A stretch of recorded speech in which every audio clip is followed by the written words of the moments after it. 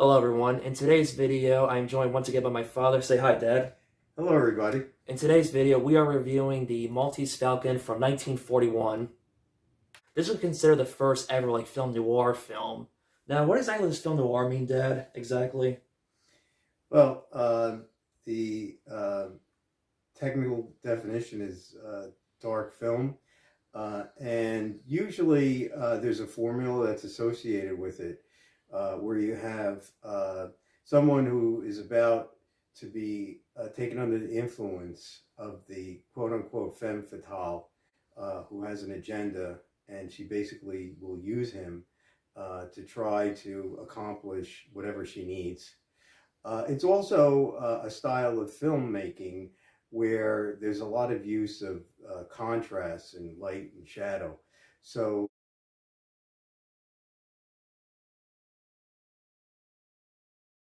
there are film noir films that don't necessarily follow the plot formulary, but they do, or the plot formula, I should say, but they have a certain look to them. And I find them to be very intriguing and very visually appealing. I agree. It's also debatable because I remember when I took film class, they say film noir is not really a genre per se. Would you agree or disagree to that? Maybe to some certain degree. Yeah, I think that it's a genre, but it's not limited to a genre. So it extends beyond that. There is a genre of film noir, which is what I basically mentioned about the weak male character that is manipulated by the dark stranger female. Right. That is a particular genre, I think. But the way it's shot, for example, a film like Streetcar Named Desire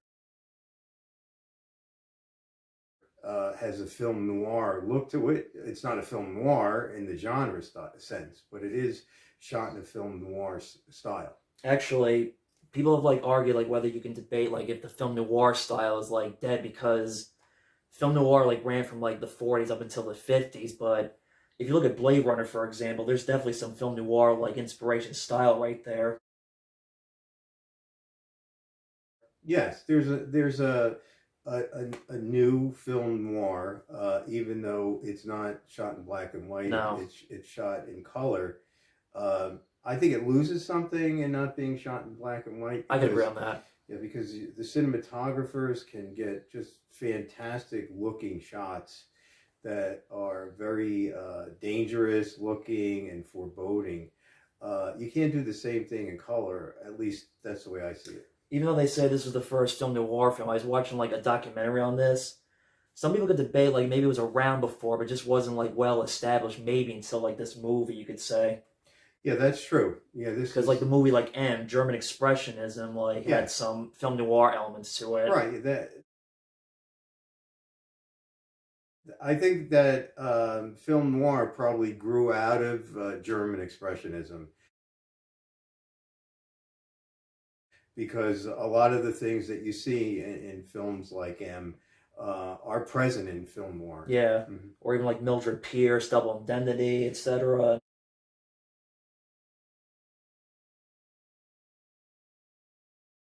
Right. We could make a list of the best film noir film. That's a different topic. We wouldn't be able to talk about this film today. So anyway, the film was directed by John Huston, who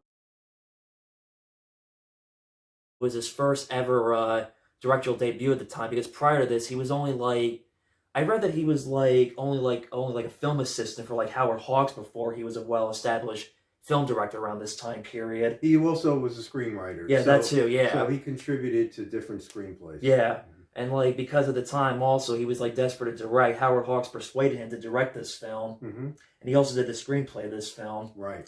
The film stars Humphrey Bogart, Mary Astor, Peter Lorre, and who's that guy who was the big chunky guy? Sidney Greenstreet. Sidney Greenstreet, thank you. This is why I bring him on the channel.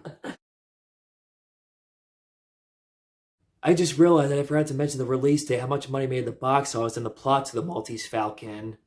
So the Maltese Falcon was released on October 18, 1941, and made $1.8 million at the box office. The Maltese Falcon is about Detective Sam Spade, who's offered a lot of money from a case by a beautiful, secretly woman looking for her lost sister. After Miss Wonderly shows up, things get bad when his partner's murdered. Sam is accosted by a man who demands to locate a valuable statue, hence the Maltese Falcon. After Sam realized the big mess of crimes he got himself into, the one most important thing he realized that he must find the Maltese Falcon. He was also in Casablanca. Yeah, actually, this was their first film together, and they did Casablanca. They did another film. I can't really remember exactly the name of it because they were paired in a couple of films after when this film came out, when it was very successful. Right. Even though I do love this film, but I find it a little bit abstract to understand at times a little bit. Wouldn't you agree in some ways to a certain degree? I think so, and I think that the films that are based on novels from the major crime fiction writers like Raymond Chandler. They tend to be pretty complicated in terms of the plot, and some of them are more character driven rather than concerned about plot. Like, for example, The Big Sleep. People really don't know what's going on in that film. I mean, even while they were making the film. Even when I watched it 2 years ago, that time I had no idea what to remember about it, the plot, the story, what was the motivation of that film. It was a little bit confusing to understand that whole premise. It was even confusing to the people that were making it, right? Because I think I don't even think Howard Hawks had a good handle on it. But the thing about that is that it shows how a film can delve into character and elevate the study of the characters beyond the plot. I mean, that doesn't happen a lot, but I think The Big Sleep is a good example of that. Right. Well, one thing, as you mentioned there, I think what made this film very unique when it came out back in 1941 was how, a little bit different than most, films where, you have, this character, Detective Sam Spade.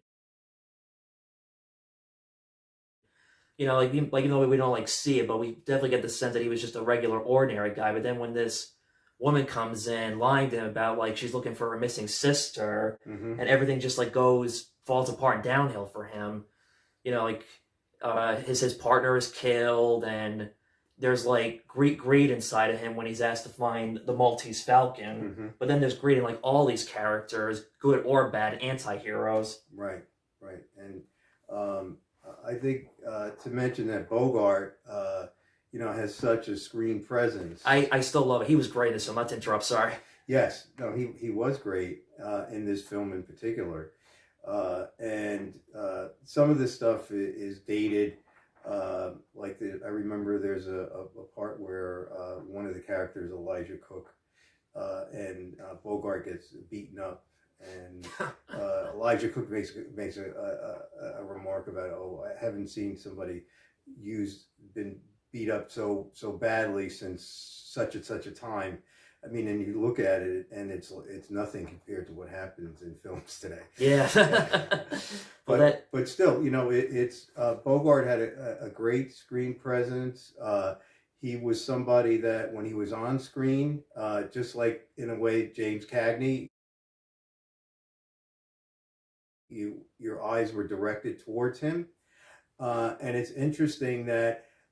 When early on in his career, and also there's a character actor named Ralph Bellamy that you may remember from Trading Places, and he was in The Wolfman. Yes, and also that Cary Grant film, was it? I'm trying to remember the name of that film. The Awful Truth. Yes. So Ralph Bellamy probably would be more remembered by modern day filmgoers.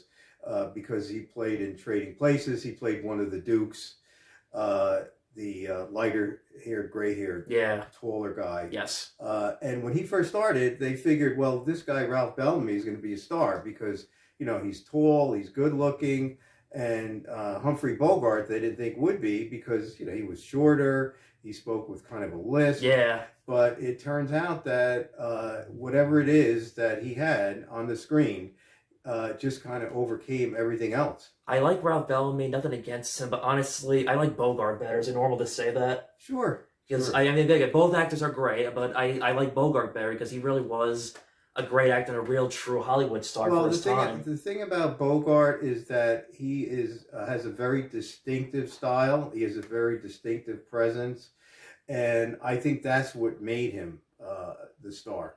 And even though they had to do certain things because he was short, they had to give him lifts, or Yeah. especially like in Casablanca Yes, with Ingrid he had to Bergman. because apparently she was taller than him and he had to wear Right, shoe lifts. right. But still, on screen, he comes across as a dominating tough guy. Because prior to that he was like known for like in like small like character actor side B movie gangster films at the time before Mm-hmm. this is like his big breakout at the time. Right. And even though he's playing like a good guy and a detective, but he still brought that like tough gangster like presence in the movie at that moment. Right. Like when he beats like the living heck out of Peter Lorre's character when he's that's a great scene though. Yes. But also like just again, Bogart is just really amazing, just a great actor. He's been in a lot of he was in a lot of great film because prior, like I said, he was a small because remember that time we saw the Roaring Twenties? Yes. At first when I saw like the DVD poster, I'm thinking, oh, a Cagney and Bogart combination. I'm thinking like a Robert De Niro, Joe Pesci like type of like Martin Scorsese, Goodfellas, gangster type. Well, different story, but still. Right. But then I was not what I expected. It wasn't a bad film. It just was not what I expected. That was when you told me that Cagney was always the lead man and Bogart was just a side character. Right. Bogart really hadn't come into his own at that time. Right.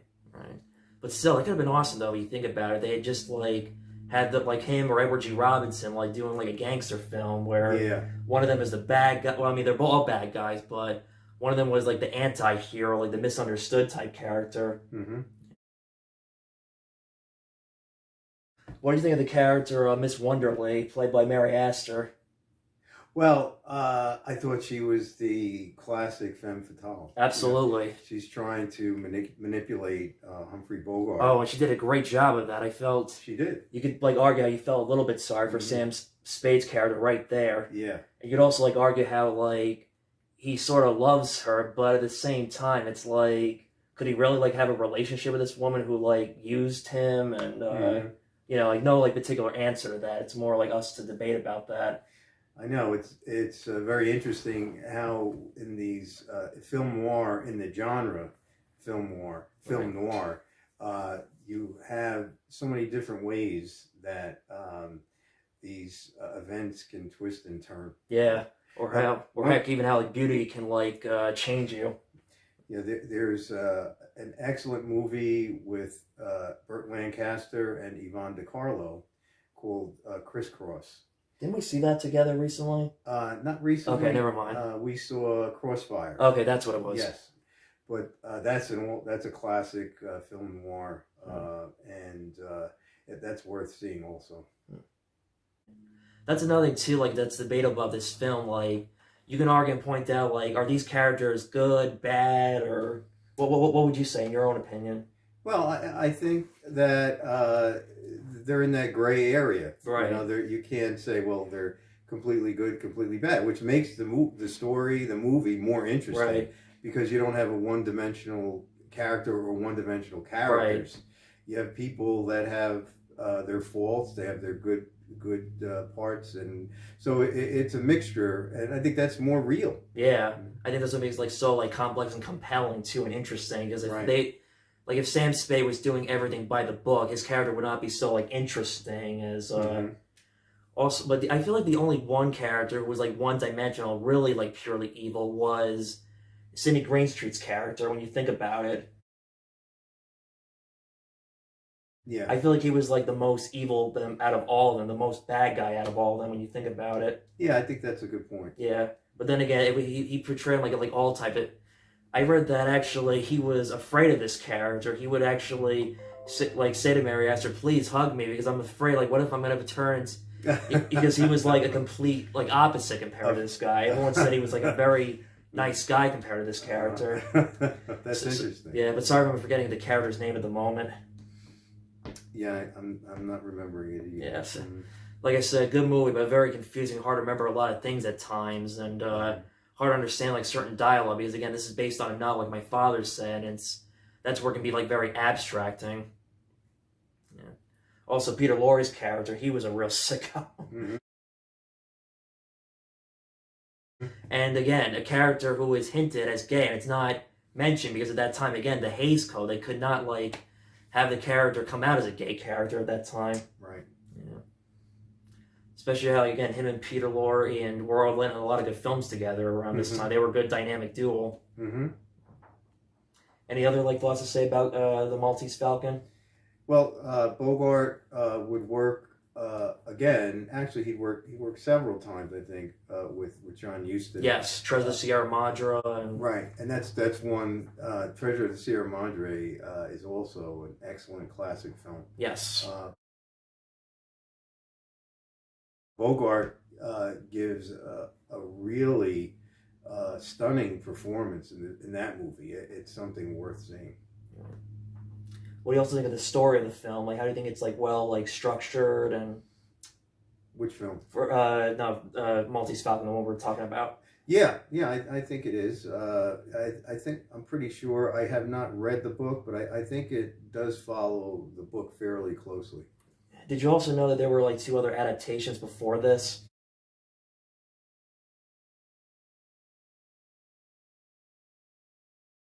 Yes, I saw part of the one that was done in 1931, I guess. I didn't know that there were 2 others, though. I mean, well, I knew about the first one, but I didn't realize there was a second adaptation with Bette Davis, but I can't really remember the name of the title. But they said that film was like not taken seriously, being played more for laughs than being serious. And they said it was just like not even there. Mm-hmm.